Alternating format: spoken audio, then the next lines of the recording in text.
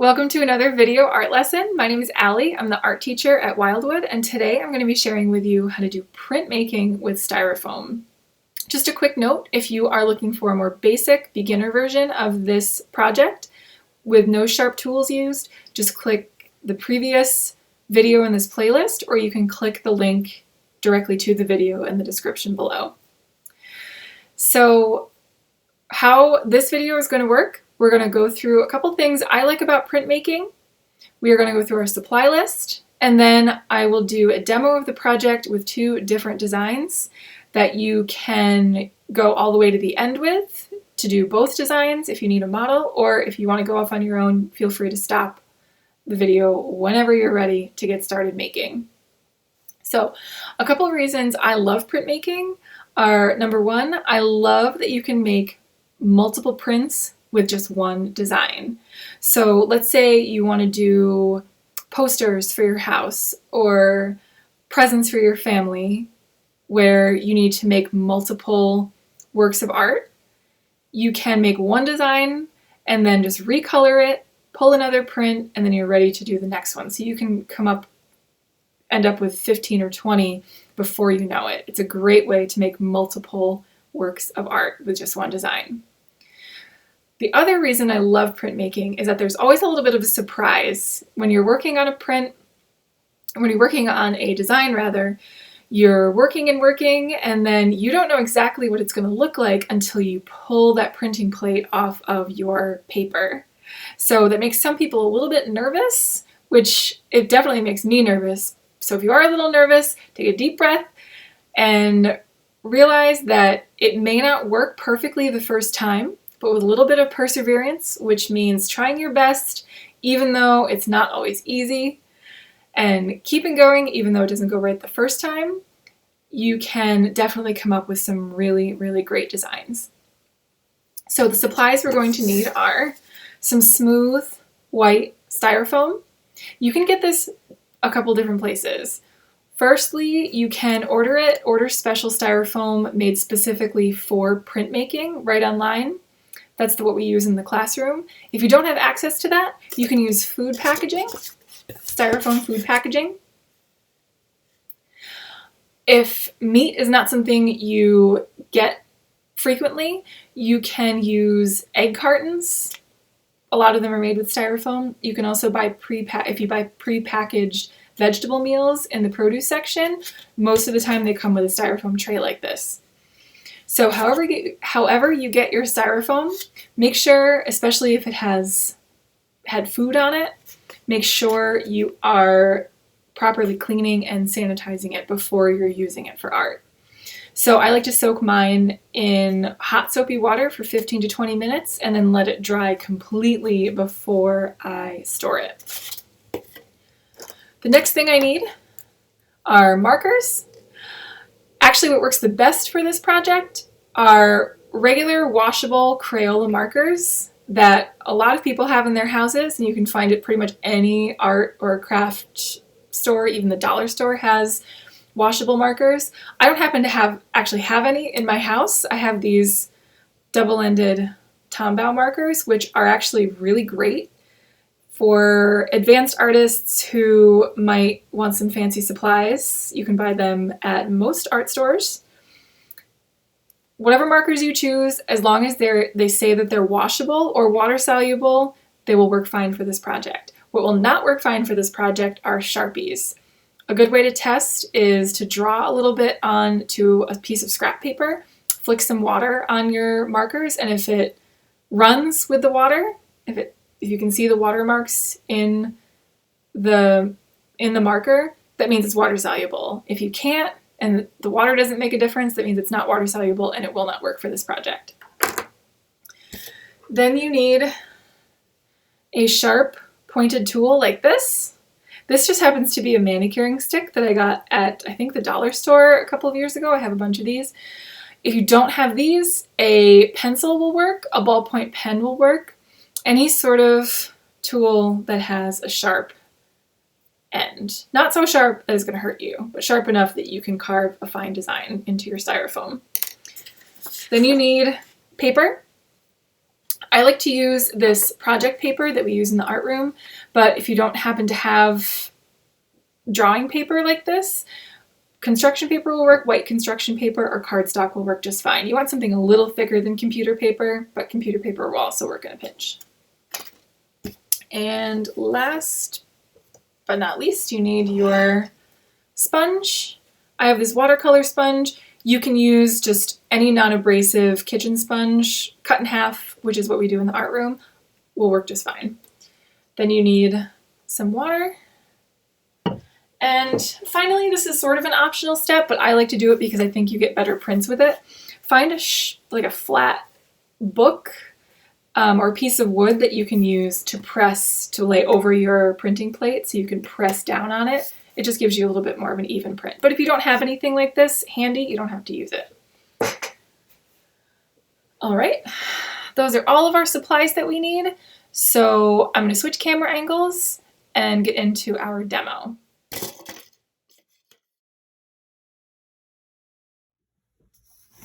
Okay, so I'm ready to make my design, and I'm going to carve my design with a ballpoint pen so you can see how I like to design, how I like to make my flowers. But if you want to use just your stylus tool with no ink in it or anything, you can go for it.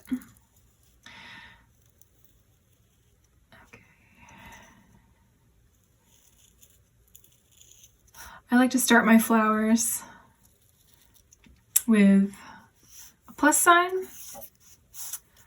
with petals and then an X with those petals right in between. And then I can start building my flower.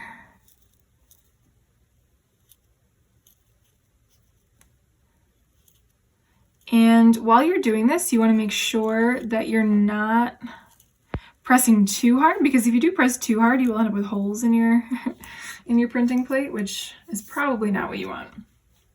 Okay, and my leaves.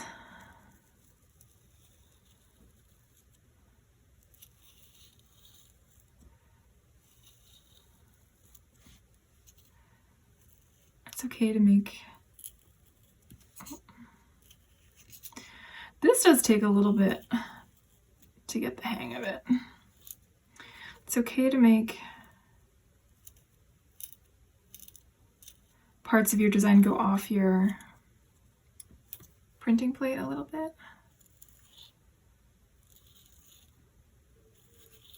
You can hear that I'm pressing pretty hard. You should be able to hear it. Let's go both sides here.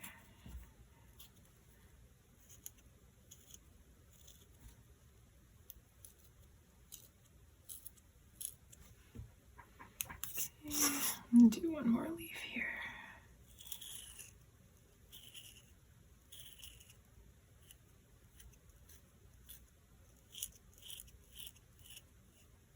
Okay, so then in my example, I do have these sort of lines going across the back just to give it a little bit of texture so we don't have big empty spaces.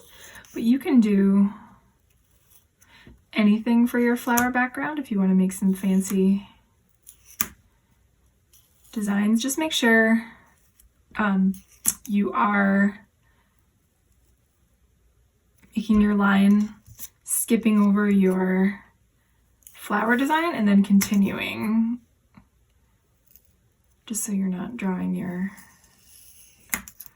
lines right over your flower that you just worked hard on. Whoops. It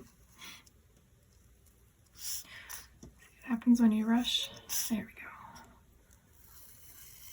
go. Okay, so now that I have my design carved, I can start coloring. I'm going to start with, oh, you know what? I think I'm going to make some texture in my sunflower. Do some little pokes. Maybe I'll make some little texture lines in my petals. Okay. So I'm going to color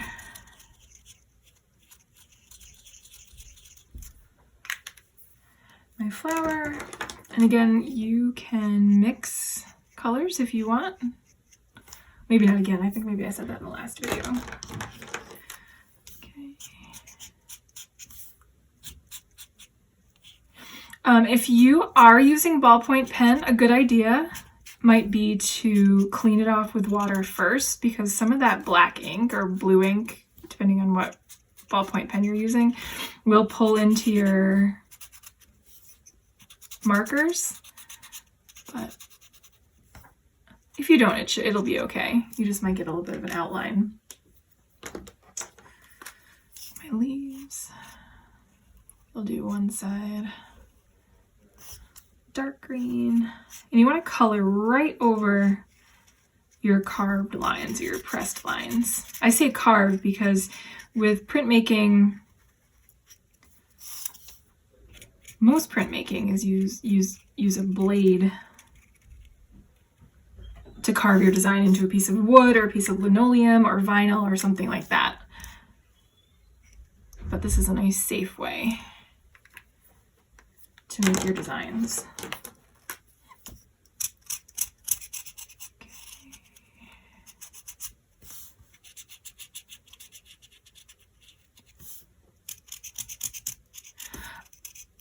Just make sure if you carve letters into your printing plate that you are either leaving out letters entirely or you are making them backwards, because they will be backwards when you pull your print. So if I were to write my name here, okay, and then put it upside down to print it, it would be backwards. I would have to write my name backwards for it to be the right way on my paper.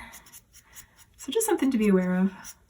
It's no fun to get a surprise at the end when you didn't think of it. I've definitely done it. Made something backwards that I meant to make the opposite way. Okay, I'll just do a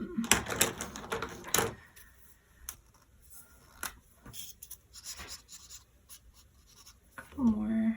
I'm gonna go right up to the edge of my sunflower, but feel free to leave some spaces blank.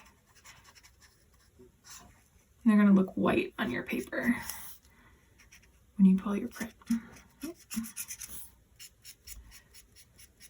And because this is a smooth surface, your markers will blend together a little bit if you go over the same area. So if you don't want your colors to mix, you want to just go over the area once and then not touch it again. Because even if it's dry, it will still pull up into your pull up off the styrofoam into whatever color you're using after. Okay.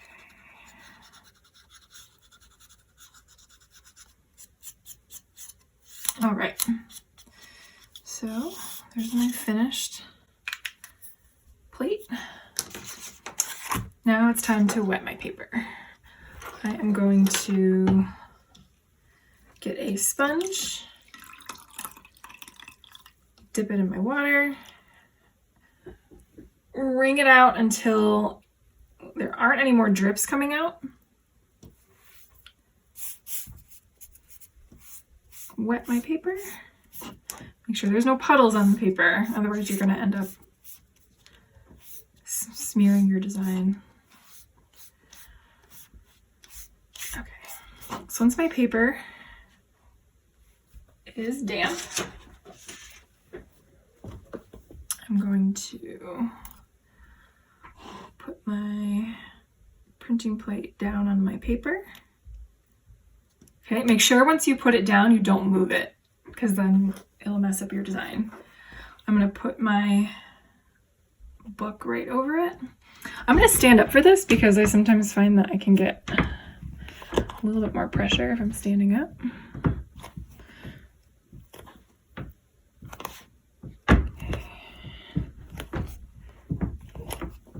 And the book just helps us get a nice flat surface that we can press out to the edges, because the edges of your design are important. Even if I am using a book, I still, once I'm done, like to give my edges a little bit of a press down. Okay, are you ready? This is the scary part. I'll lift up, and I've got my print.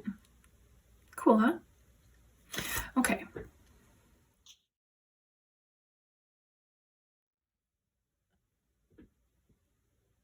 Okay.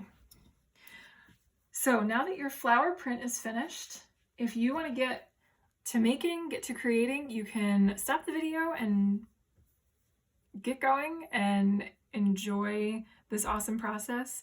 If you do want another project idea, I'm going to retrace this fish design that I made earlier so you can follow along with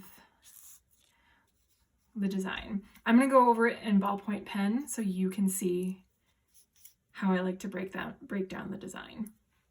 Okay, so first I need to draw my fish's body.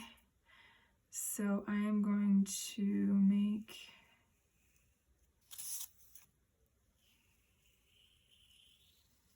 his whole body. It's kind of like a big teardrop shape. Okay, and then it just ends in his tail, which flares out.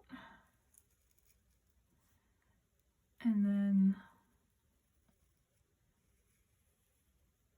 back in. Okay, so that's my fish's body. Now he needs a top fin, which is kind of just like a little triangle.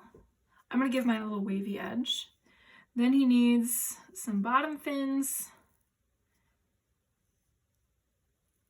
just two more little triangle shapes. Okay, and he needs his side fin. So just kind of like a little square with one corner chopped off. Okay, so now what we're going to do is we're going to separate the spots where the smooth part of his body is going to be, or the kind of different lines, and the main part of his body with the scales.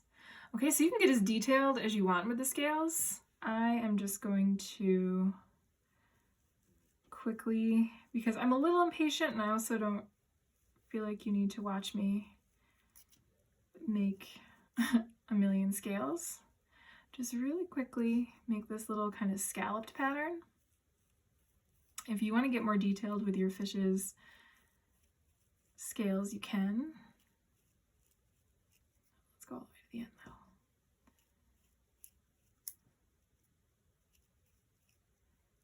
And the scallop pattern is just like making little C's over and over again. I'm going to make a couple more in here.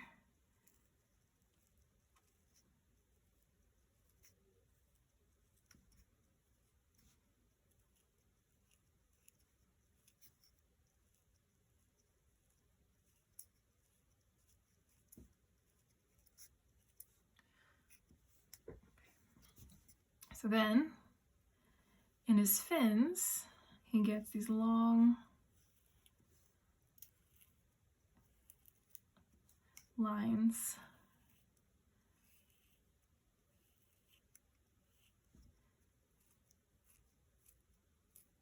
Okay. And very last thing, oh no.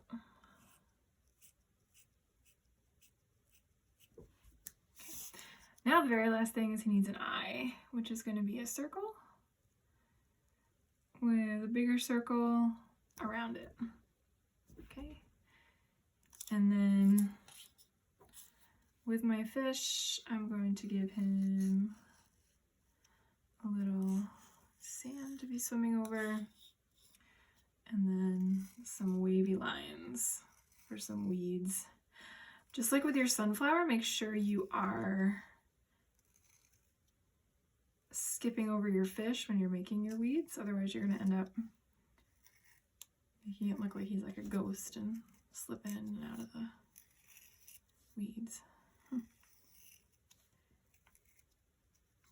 And you can get as detailed with this as you want. If you can think of any other sea creatures like starfish, I'm really not good at freehand drawing stars, so I'm not going to make a starfish on mine.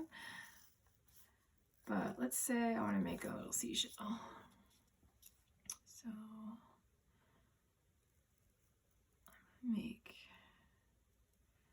a little seashell down here.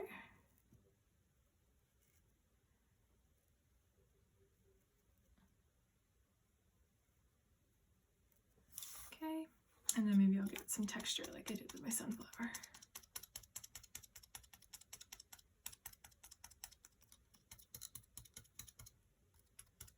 Okay, so like I was saying before, when you use ballpoint pen, make sure you clean off your design first.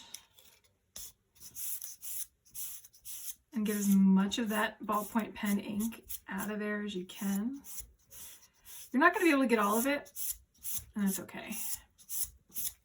Okay. So I'm going to let this dry for a minute and start picking out my colors. I think I want my fish, I want this to be a rainbow fish. So I'm going to make the body a combination of purple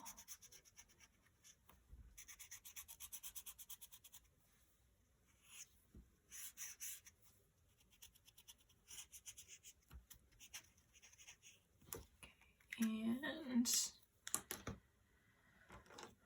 got a nice teal color here. This is where you can really kind of have fun with your color mixing if you want. And I'll put some green in here as well. Oh, maybe not green. I don't want it to blend into the background. Maybe I'll do pink.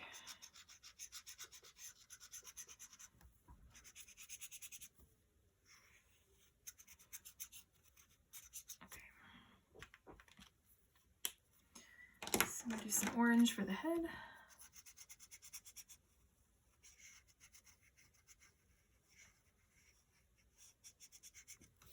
The head and tail will be orange.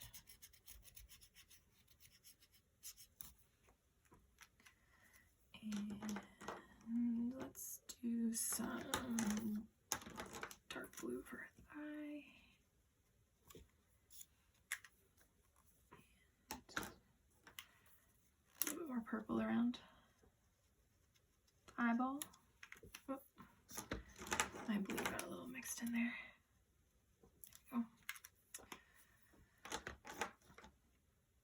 There we go. My fins, some yellow. And when you want something to stand out against a background, like I want my fish, I want you to really be able to see my fish. You want to think about what color your background is. So here my background is going to be blue and green. So I don't want to put a ton of blue and green into my fish, otherwise you won't be able to see him so well. Okay, and then make my little starfish or my little seashell. And color my seaweed in with some green.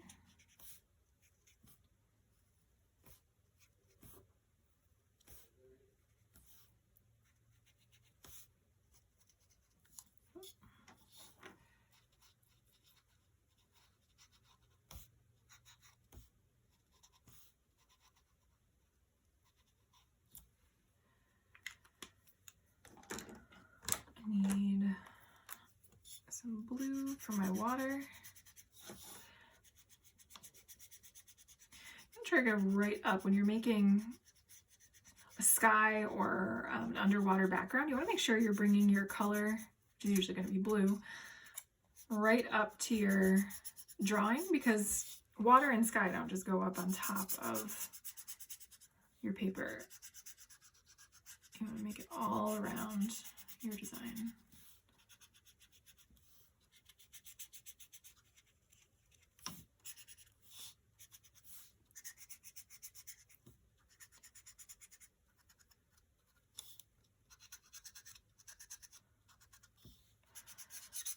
Another idea for this, if you don't want to do a little landscape thing, if you want something a little bit more basic to start with, you could just do some flowers. You could do maybe some stars and a moon. If you like any characters that you like to draw, you can just draw your characters on there and then color over like with a rainbow pattern. That's definitely something we've done in the classroom, which always is super cool. There's so much you can do with this, and you can really make it your own no matter what you do, and everybody's is going to look different. Okay, so now I am ready to print.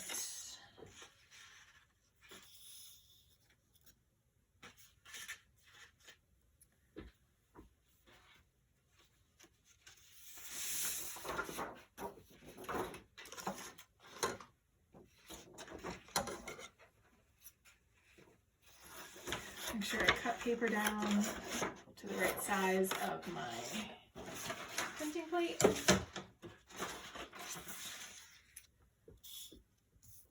Wet my sponge. Make sure if you cleaned off your printing plate, you really kind of rinse it out so you don't end up with any colored water.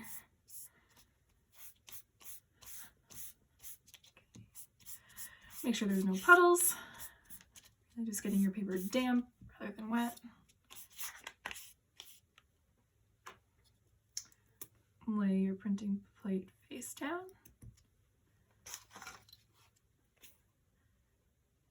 Place your book on top. Stand up. Give it some presses.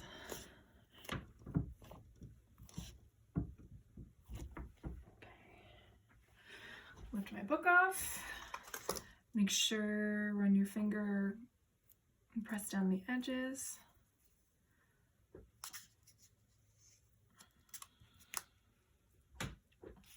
All right, time to see. Yeah, and I have a little fish. Okay. So now I have 2 great prints that now I can color, just rinse these off and color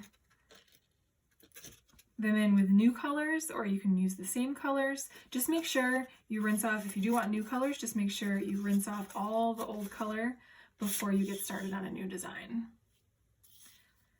All right, so that is printmaking.